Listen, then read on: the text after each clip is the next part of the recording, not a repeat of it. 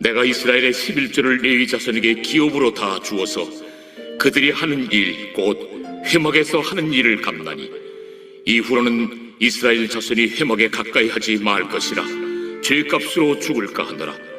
그러나 레위인은 회막에서 봉사하며 자기들의 죄를 담당할 것이요 이스라엘 자손 중에는 기업이 없을 것이니 이는 너희 대대의 영원한 율례라. 이스라엘 자손이 여호와께 거제로 드리는 11조를 레위인에게 기업으로 주었으므로 내가 그들에 대하여 말하기를 이스라엘 자손 중에 기업이 없을 것이라 하였노라. 여호와께서 모세에게 말씀하여 이르시되 레위인에게 말하여 그에게 이르라. 내가 이스라엘 자손에게 받아 너희에게 기업으로 준 11조를 너희가 그들에게서 받을 때에 그 11조의 11조를 거제로 여호와께 드릴 것이라.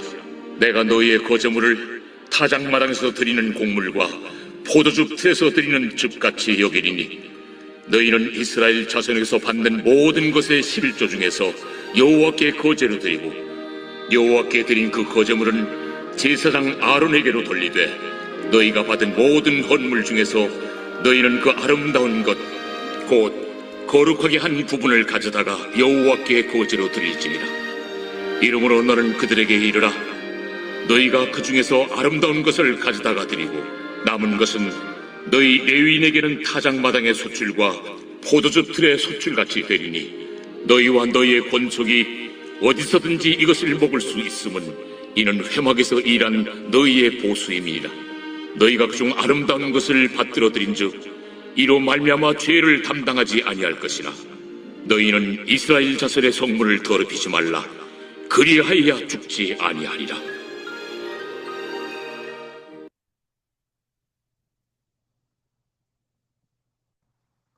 오늘 본문의 말씀은 레위인과 제사장들에 대한 사례비에 대해서 말씀을 주시고 있습니다.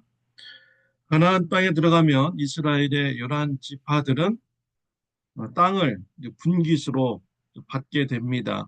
그 땅에서 열심히 농사를 짓고 소득을 얻으며 살아갈 수가 있는 것이죠. 그러나 레위 지파에게는 땅의 분깃이 주어지지 않습니다. 제사장도 레위 지파 안에 속해 있습니다. 그래서 레위인과 제사장은 땅을 분깃으로 받지 못하게 됩니다. 자, 그렇다면 레위인과 제사장들은 어떻게 먹고 살아갈 수가 있겠습니까? 26절, 28절에 나오고 있습니다. 너는 레위인에게 말하여 그에게 이르라. 내가 이스라엘 자손에게 받아 너에게 기업으로 준 11조를 너희가 그들에게서 받을 때에 그 11조의 11조를 거제로 여호와께 드릴 것이니라 라고 하였습니다. 이스라엘 백성들이 소득의 11조를 하나님께 드립니다. 그 11조를 레위인에게 주라라고 말씀하신 것입니다. 또 레위인들은 그 사례비를 받은 후에 또 10분의 1, 11조를 또 하나님께 드립니다. 그 11조는 제사장에게로 돌아가게 되는 것이죠. 너희는 이스라엘 자손에서 받은 모든 것의 11조 중에서 여호와께 거제로 드리고 여호와께 드린 그 거제물은 제사장 아론에게 돌리되라고 하였습니다. 레위인들의 11조로 인해서 제사장들이 사례비를 받게 되고 먹고 살 수가 있게 되는 것입니다. 이러한 구조는 하나님께서 만들어 주신 구조인 것이죠. 정말 아름다운 구조입니다. 제사장과 레위인들은요, 이스라엘 백성들이 예배드리러 올 때 축복을 할 수밖에 없는 것입니다. 이스라엘 백성들이 소득을 많이 얻어야 그들이 하나님 앞에 11조를 드릴 것이 있게 되는 것이죠. 그럼으로써 레위인들이 육적으로 풍성할 수가 있는 것이죠. 레위인들은 이스라엘 성도인들을 보면서 감사의 마음을 또 들게 되는 것입니다. 제사장도 레위인들을 보면서 또 감사한 마음이 들죠. 레위인들은 제사장 옆에서 돕는 일을 합니다. 그러나 제사장들은 레위인들을 무시할 수가 없습니다.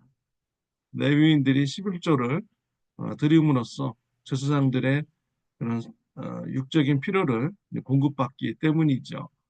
그들을 축복하는 이러한 제사장이 될 수밖에 없는 것입니다. 레위인과 제사장은 이스라엘 백성들을 축복하고 또 이스라엘 백성은 하나님으로부터 축복을 받는 이런 아름다운 구조를 하나님께서 만드신 것입니다. 이러한 구조가 깨질 때 성전의 일이 제대로 돌아갈 수가 없고 하나님의 나라의 일을 제대로 감당할 수가 이제 없게 되는 것이죠. 이스라엘 백성들이 어, 아까워서 11조를 드리지 않는다면 레위인들과 제사장들은 살아갈 수가 없습니다. 그래서 성경의 역사적으로 보면은 헌금을 안 하셔서 레위인들이 다 성전을 떠나서 성전의 일을 하는 자가 없게 되는 이러한 일이 벌어지게 됩니다. 그러면 하나님의 나라의 일을 감당할 수가 없죠. 하나님의 말씀을 들을 수 없고 배울 수 없고 또 하나님 앞에 제사를 드릴 수가 없고 죄사함을 받을 수 없는 이러한 일이 일어나게 되는 것이죠. 11조의 제도는 율법 시대 때부터 생긴 것입니다. 오늘날 성도님 중에는 11조에 대한 말이 참 많습니다. 구약의 율법 때문에 생긴 11조인데 왜 현대의 교회들이 11조를 지켜야 되냐? 난 11조 하지 않는다라고 말하는 이러한 성도님들이 계시죠. 11조는 율법 시대부터 생긴 것이 아닙니다. 율법 시대 전부터 11조는 있었습니다. 아브라함이 조카 롯이 적군들에게 붙잡혀 갔다라는 이런 소식을 듣게 되죠. 아브라함이 자신의 군사들을 데리고 기습 공격을 하여서 롯의 가정과 또 소돔성과 고모라성 사람들까지 또 그들이 있는 뺏긴 재물까지 다 모두 취하해서 돌아옵니다. 이때 살렘 왕이 나와서 아브라함을 이제 맞이하게 되죠. 그 살렘 왕은 멜기세덱이었습니다. 하나님의 제사장이었습니다. 이때 아브라함이 이 제사장 멜기세덱에게 10분의 1을 헌금으로 드렸습니다. 그 뜻은 하나님 은혜로 승리하게 되었습니다. 하나님의 은혜로 모든 것을 취하게 되었습니다. 나는 이런 신앙 고백인 것이죠. 그 신앙 고백 가운데 11조를 드려지게 된 것입니다. 11조를 드린다라는 것은요, 나는 하나님의 은혜로 살아갑니다. 나의 모든 것은 하나님께서 주신 것입니다. 라는 이런 신앙 고백이 담겨져 있는 것입니다. 신명기 14장 23절에 보면 내 하나님 여호와 곧 여호와께서 그의 이름을 두시려고 택하신 곳에서 내 곡식과 포도주와 기름의 11조를 먹으며 또 내 소와 양의 처음 난 것을 먹고 내 하나님 여호와를 경외하기를 항상 배울 것이니라. 11조를 드림으로써 하나님을 경외하는 것을 배워 나가는 것입니다. 하나님을 경외하는 것을 인정하는 것이고 고백하는 이러한 삶인 것입니다. 하나님이 나의 모든 것을 채워주시고 공급하여 주시는 분입니다. 라고 고백하는 것이죠. 마태복음 23장 23절에 보면 화 있을진저 외식하는 서기관들과 바리새인들이여 너희가 박하와 회양과 근처의 11조는 드리되 율법에 더 중한 바 정의와 긍휼과 믿음은 버렸도다. 그러나 이것도 행하고 저것도 버리지 말아야 할지니라. 하나님께서 종교 지도자들을 책망하셨습니다. 그들은 11조를 철저하게 잘 지켰습니다. 오늘날의 성도님들보다 훨씬 더 철저하게 11조를 드렸어요. 그런데 책망을 받았습니다. 왜냐하면 그들이 헌금 생활은 잘했지만 정의와 긍휼과 믿음의 생활을 그들이 버렸기 때문이죠.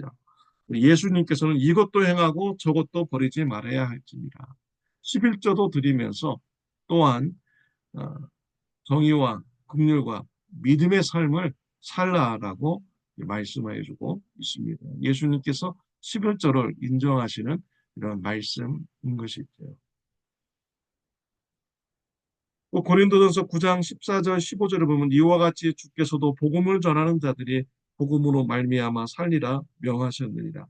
그러나 내가 이것을 하나도 쓰지 아니하였고 또 이 말을 쓰는 것은 내게 이같이 하여 달라는 것이 아니라 내가 차라리 죽을지언정 누구든지 내 자랑하는 것을 헛된 대로 돌리지 못하게 하리라.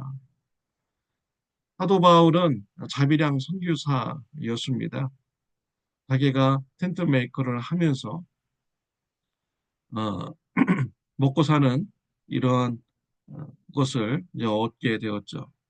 사도 바울은 분명히 말하기를 복음 전하는 자들이 복음으로 말미암아 살리라라고 말씀을 했습니다.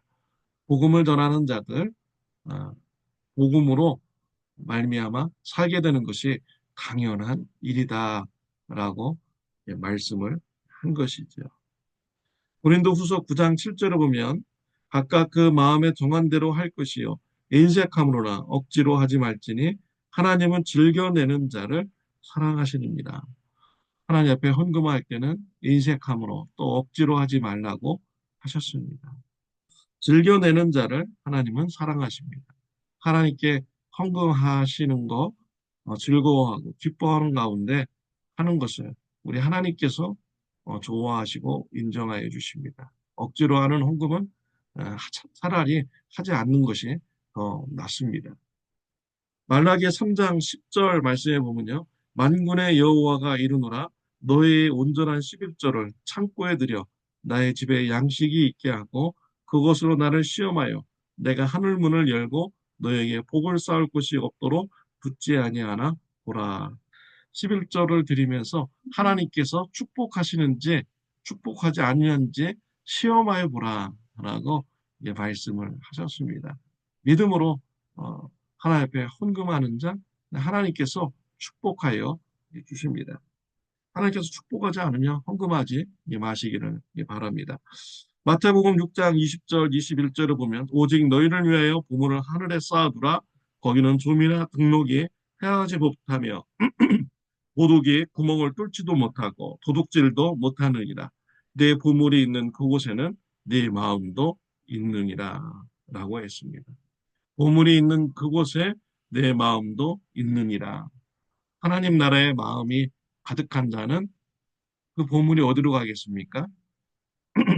하나님 나라의 일에 쓰이게 되는 것이죠. 하나님 나라의 마음이 없다면 하나님 나라의 일에 쓰이는 돈이 아깝게 되는 것이죠. 헌금을 하실 때 아까운 마음이 듭니까? 아니면 즐거운 마음이 듭니까? 그 헌금하는 그 마음을 볼 때 내가 내 마음이 하나님의 나라에 있는지 아니면 세상 나라에 있는지 어, 보게 되는 것이죠. 하나님의 나라를 바라보고 또 소망을 두며 하나님 나라를 위하여 기쁘고 감사하게 헌신하며 헌금 생활을 하는 저와 여러분들이 되시기를 바랍니다. 기도드리겠습니다. 하나님의 아버지, 네, 감사합니다. 헌금에 대한 말씀을 나누게 해주시니 감사합니다. 저와 우리 성도님들이 하나님이 기뻐하시는 헌금을 많이 함으로써 하나님 또 축복을 받는 귀한 일이 많게 하여 주시옵소서. 풍성하게 채워 주시옵소서. 하나님 나라에 대한 소망으로 가득 차고 하나님을 위하여 물질을 사용하는 주의 백성들이 다 되게 하여 주옵소서. 우리의 보물을 하늘에 쌓아두는 자가 되게 하여 주옵소서. 예수님의 이름으로 기도드렸습니다. 네. 내일은 주일입니다. 주일 예배를 위해서 기도하여 주시기를 바랍니다.